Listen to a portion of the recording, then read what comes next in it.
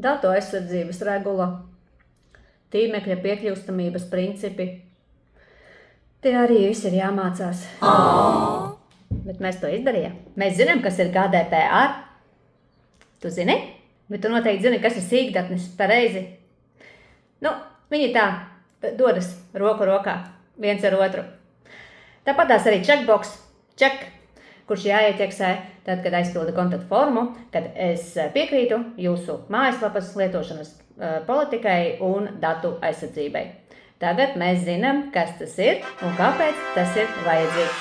Un tagad mēs zinām arī to, ka tēmas header sekcija nevienmēr ir vienīgā un pieļaujamā iespēja jūsu mājaslapā.